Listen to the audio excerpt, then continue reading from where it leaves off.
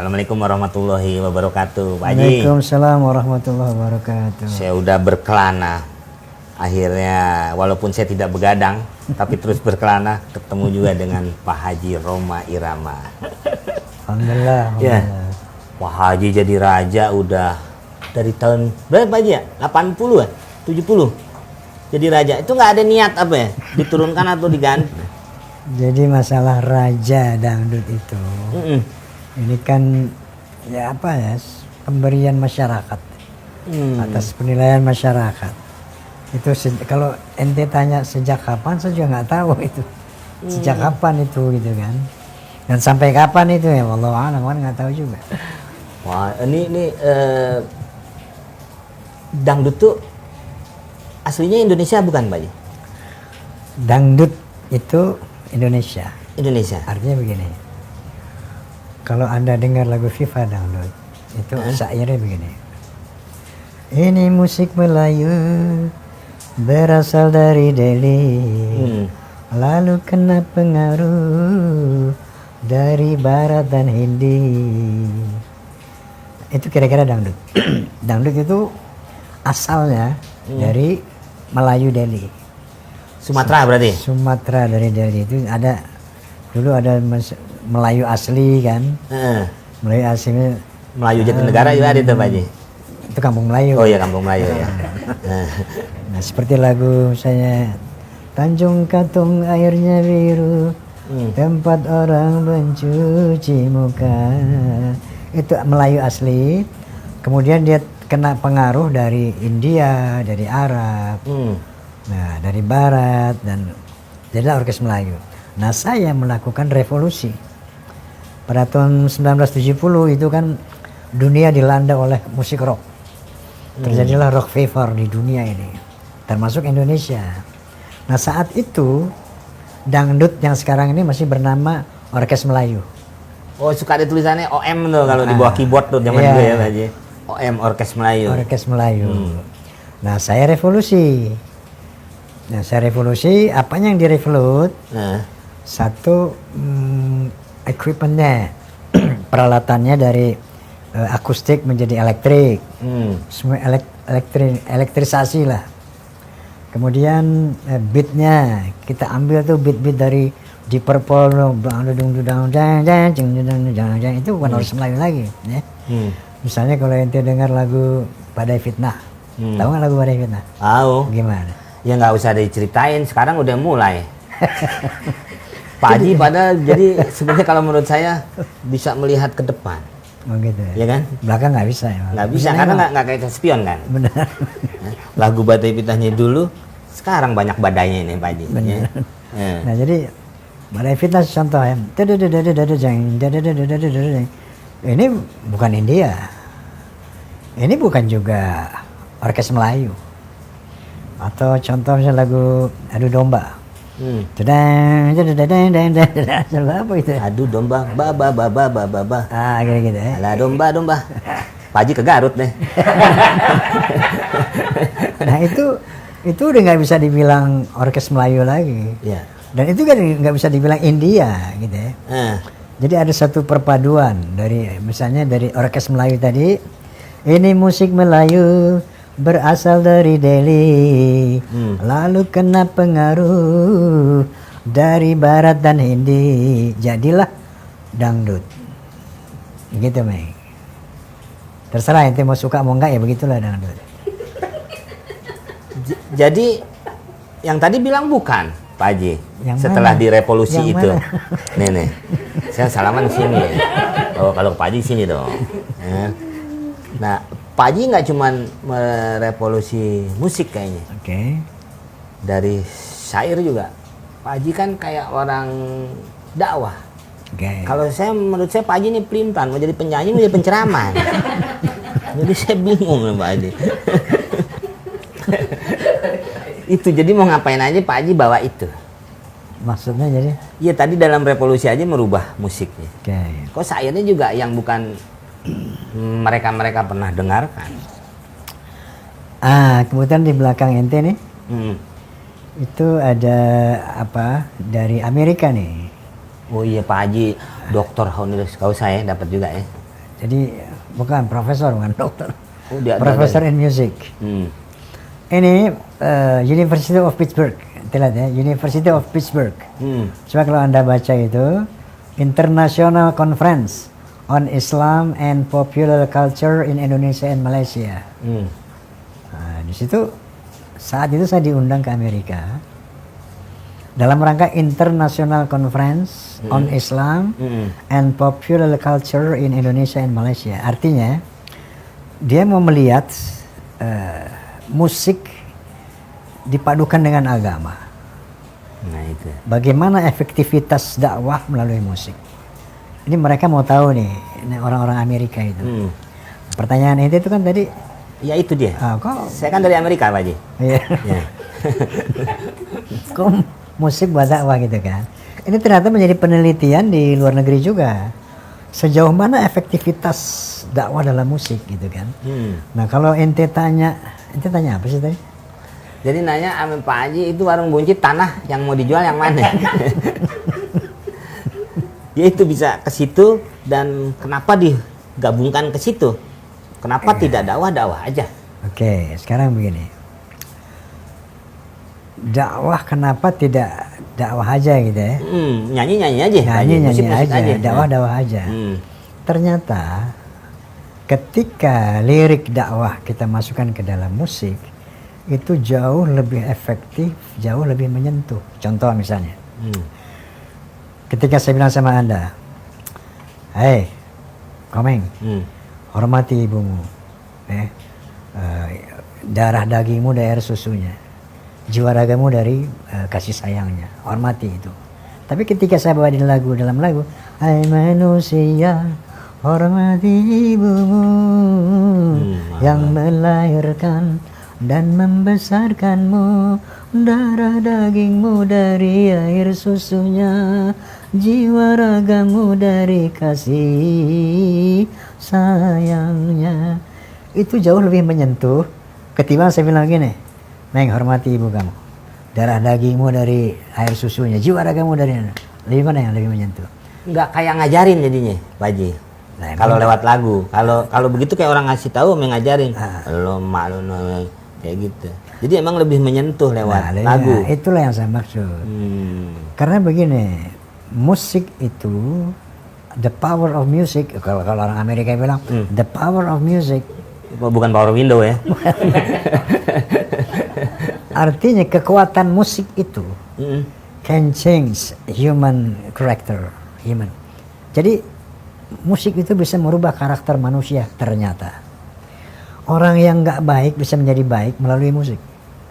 Orang yang baik bisa menjadi tidak baik juga melalui musik. Bisa. The power of music. Contoh begini. Saya melakukan observasi. Ya. Ada orang yang tadinya penjudi berhenti main judi. Gara-gara dengar lagu judi. Ada orang yang pemabuk, peminum berhenti itu gara-gara dengar lagu haram misalnya. Dan itu testimoni dari mereka. Mereka mengatakan itu. Nah bahkan di dalam konferensi internasional ini, saya bikin paper, ya. Judulnya "Music is a medium for information, for communication, for education, unity." Lu ngerti gak sih gue bahasa Inggris nih? Ntar saya lihat teksnya di dadanya. Ya, jadi segalanya ya buat pendidikan, buat. Nah. Aneh bukan kecilin itu tadi, aneh bercanda aja. Gede adul kecil. Benar, bercanda aja tadi. Aneh paham, itu ngerti bahasa Inggris kan. Campur dikit lah. Nah, itu aneh jelasin dalam paper itu. Ternyata musik itu efektif untuk merubah karakter manusia. Aneh kasih contoh di situ. Satu contoh saya bilang, pernah saya ditemui oleh seorang dosen bahasa Inggris di Surabaya. Berarti orang sini ya? Iya, orang Surabaya. Ketika saya lagi isoma, break shooting, kan isoma tuh. Saya didatangi seorang. Karena di Surabaya kan? Isoma, ora iso, kayak gitu kan maksudnya. Isoma tuh istirahat, sholat makan. Ya. Iya kan? Didatangi seseorang yang aneh nggak tahu. Dia perlente orangnya kan. Dia tanya sama saya, "Yuk, Rama Irama?" Begitu, bahasa Inggris. Nah, yes I am. You are my teacher. Dibilang kamu tuh guru saya. Kaget nggak lo? How can you say like that? Bagaimana Anda bisa ngomong begitu? Saya bilang. Ketemu aja belum pernah kan gitu kan? Benar. Kamu tuh guru saya. Saya bilang, bagaimana Anda bisa ngomong gitu? Saya bilang. Perkenalkan saya ini, itulah saya lupa namanya. Ya. Saya guru bahasa Inggris di Universitas Erlangga, Surabaya. Ya. Ternyata Bang Haji banyak langkah saya itu mengacu kepada lagu-lagu Anda. Dan tidak sedikit problema kehidupan saya, solusinya ada di lagu Anda. Maka Anda adalah guru saya. Sampai saya bilang kepada teman-teman dosen, kamu harus dengar soneta. Nah ini saya muat dalam paper saya di Amerika itu. Bahwa ternyata berdakwah dalam musik itu efektif. Gitu loh. Nah ini menjawab pertanyaan Anda. Kenapa dakwah aja, musik-musik aja ya. Ternyata begitu kita combine, kalau dia betul-betul antara lirik, dakwah dan notasi dan beat music itu kawin, harmonis, dia akan mempunyai daya sentuh yang kuat sekali. Gitu main kira-kira. Jadi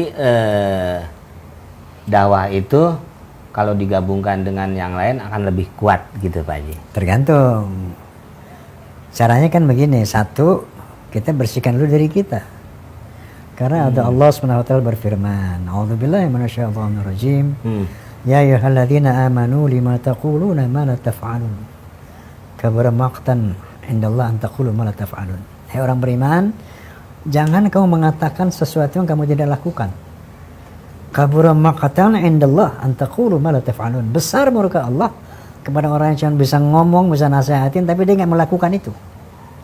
Nah, jadi untuk berdakwah, entah itu di musik atau dakwah konvensional, itu kita harus mengatakan apa yang kita lakukan. Jangan misalnya, sholat, tapi kita sendiri nggak sholat. Jangan minum, kita sendiri minum. Nah, itu murka Allah besar. Nah, itu salah satu faktor untuk bisa kita efektif menyampaikan. Karena sesuatu yang dari hati akan sampai ke hati. Nah kalau kita lip service only, cuman ngomong doang, itu nggak akan menyentuh orang. Kira-kira seperti itu sunatullahnya itu. Jadi kita ngasih tahu, kita sendiri kita makan tempe. Kita ngasih tahu, kita makan tempe. Harusnya sama-sama makan tahu kan gitu. Harusnya gitu. Iya. Melenceng. Baru mau pakai sambal mau pakai enggak tuh tergantung. Iya, itu topping aja Pak Haji. Waktu di Amerika berarti profesor itu berdasarkan paper atau tesis itu yang Pak Haji berikan beda. Mereka. Profesor in music diberikan oleh orang Amerika. Ketika datang 3 orang Amerika di Jakarta. Oh ke sini. Itu lain lagi undangan itu. Dia bilang kita mau memberi gelar, dia mau melalui waktu itu Taman Mini. Waktu itu manajer Taman Mini Pak siapa itu mencari saya, Pak Suud. Dia mengasih tahu saya bahwa ada orang Amerika memberikan gelar honoris causa Anda profesor. Saya bilang dong, Mas profesor itu kan mesti ngajar di university. Mereka bilang orang Amerika ini, Roma itu mengajar musik dangdut di hampir ratusan universitas di dunia. Ini kan lo bayangin Mang. Iya. Kadang kaget-kaget. Iya. Sama yang tadi tuh dosen itu. Ya kan dia aja pernah diajarin gitu.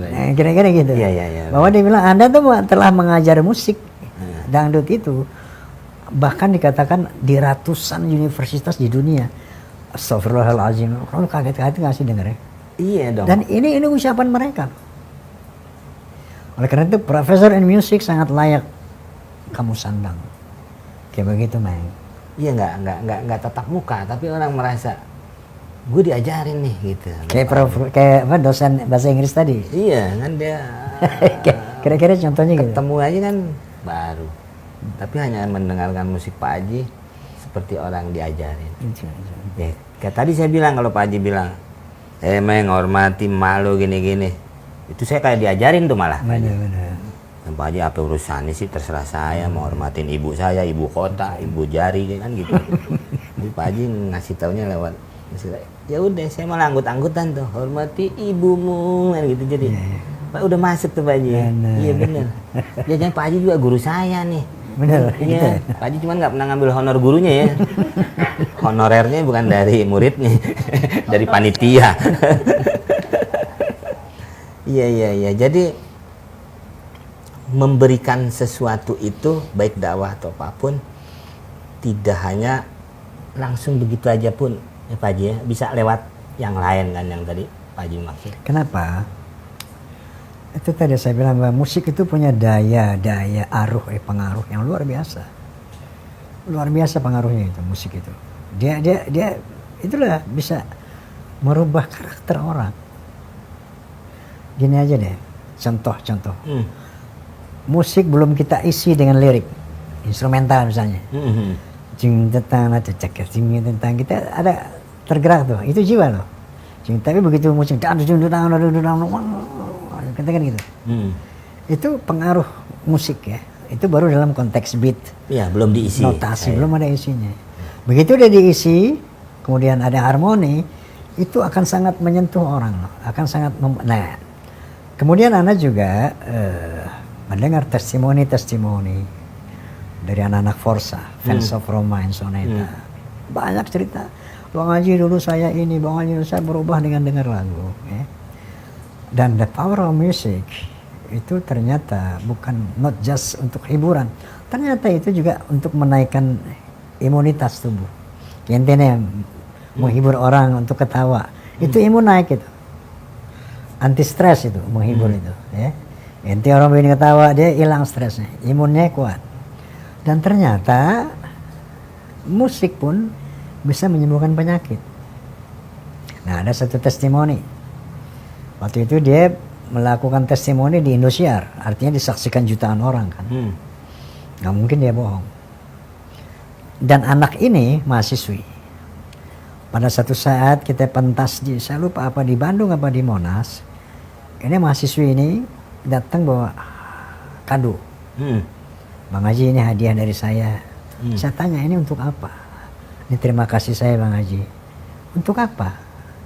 Karena saya telah dinyatakan sembuh dari kanker. Masya Allah. So, iya. Kenapa dinyatakan sembuh oleh dokter? Dokter tanya sama saya, apa yang kamu lakukan, apa yang kamu makan selama ini? Kok kanker kamu sembuh? Dia bilang, saya selalu mendengar lagu. Yang saya suka itu lagu Rhoma Irama, judulnya Syahdu. Bila kamu. Iya, jadi bila kamu. Dia suka lagu itu dan dia selalu dengar itu. Ternyata begitu dia ke dokter lagi setelah berapa lama dinyatakan sembuh. Dan dia buat testimoni itu di televisi, mahasiswi itu. Dan saya konfirmasi ke dokter kan, ada beberapa teman dokter saya. Dok, apa benar lagu bisa menyembuhkan? Bisa. Lawan daripada psikosomatik dia bilang. Psikosomatik itu penyakit fisik yang dikarenakan pikiran. Orang kalau stres segala macam itu bisa macam-macam penyakit datang.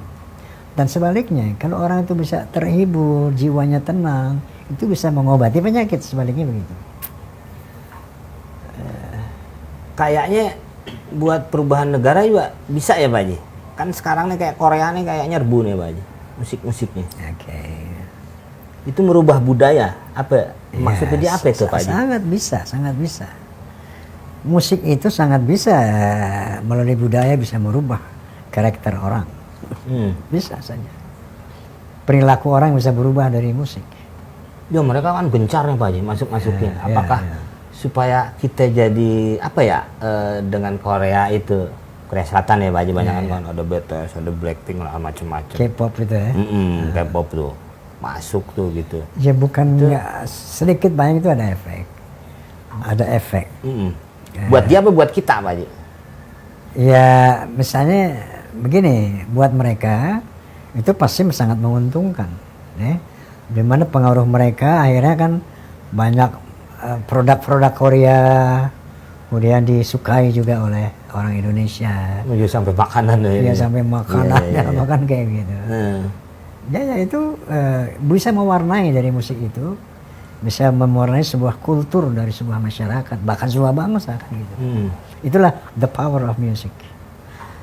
Nah tadi Pak Haji bilang dengan bermusik bisa menjadi guru kepada orang walaupun tidak tatap muka. Tapi saya dengar kemarin Pak Haji malah bangun pesantren. Berarti kan Pak Haji tidak mempercayai dengan musik itu. Sampai ngebangun berarti harus tatap muka dong Pak Haji. Pesantren itu bukan berarti Roma harus hadir di situ setiap hari ngajar kan. Bukan begitu. Ya. Kenapa saya berobsesi membangun pesantren? Perguruan Islam. Saya kepingin bahwa pesantren itu kan pusat pendidikan orang. Ya. Saya ingin berkontribusi untuk bangsa dan agama ini. Bagaimana saya bisa berkontribusi bahwa untuk mencerdaskan dan mengimankan, meningkatkan religiositas dan intelektualitas bangsa. Kalau kita bicara di Undang-Undang Dasar kan ada bagaimana kita mencerdaskan bangsa, gitu kan. Nah, sementara Nabi SAW bersabda, khairun nas anfa'uhum linnas. Sebaik-baik manusia dan bermanfaat untuk manusia. Itu pesantren itu amal jariah. Ya, begitu kita meninggal dunia, di sana kita bangun masjid, kita bangun apa, begitu kita digunakan orang, itu mengalilah amal jariah. Walaupun sudah nggak ada. Sudah nggak ada. Nabi SAW bersabda, "Idza matta ibnu Adam, inqata 'amaluhu illa min thalathin, sadaqatin jariyatin wa 'ilmin yuntafa' bihi wa waladin shalih yad'u lahu." Kata Nabi, apabila mati seorang anak Adam, maka putuslah amalnya. Dia nggak bisa ngapa-ngapain lagi. Illa min thalathin, kecuali dari 3 hal. Di samping ilmu yang manfaat, anak yang saleh yang mendoakannya, yaitu amal jariah. Ente nih Komeng, nyumbang masjid, misalnya nyumbang sebutir paku atau segenggam semen ke pembangunan masjid, ya. Lalu masjid itu berdiri, ente mati misalnya. Setiap masjid itu digunakan untuk ibadah. Entah ibadah mahdhah atau ghair mahdhah, itu ada tuh bonus ke barzakh. Itulah yang dimaksud amal jariah. Berarti ente mesti nyumbang di perguruan Islam Roma Irama ya, kalau ente mau amal jariah. Ya, secomot semen deh ntar. Berarti dan banyak-banyak secomot aja. Secomot. Jadi harta itu bisa dibawa mati sebenarnya Pak Haji. Ya. Tapi lewat amal jariah tadi. Betul. Harta kita yang sebenarnya yang kekal, ya, itu yang kita infakkan. Kan ada itu lagunya, harta benda yang kita tinggalkan itu semua harta benda yang kita infakkan. Bahwa artinya itulah harta yang kita miliki sebenarnya. Bukan yang kita investasikan di tanah, kita investasikan di bank, di mana-mana. Itu jadi hak ahli waris. Tapi hak kita yang kita bawa mati, yang kita infakkan, kita sedekahkan, kita kasih fakir miskin, kita menyumbang masjid, itu yang kita, harta kita sebenarnya itu. Itu pesantren di mana Pak Haji? Di Kerawang. Kerawang. Berapa luasnya Pak? 4,5 hektar, nggak luas banget, 4,5 hektar. Ya, luas. 3 kali putaran sih pingsan itu santri. Ya, semoga pendidikannya berjalan. Amin. Masih dalam taraf pembangunan ini. Ya, masih dalam pembangunan. Berarti pada tidur tukang bangunannya Pak Haji. Ya, terima kasih banyak Pak Haji. Ternyata memberikan sesuatu itu tidak hanya lewat dakwah, bisa nyanyi, bisa bangun pesantren. Terima kasih banyak. Wassalamualaikum warahmatullahi wabarakatuh. Waalaikumsalam warahmatullahi wabarakatuh.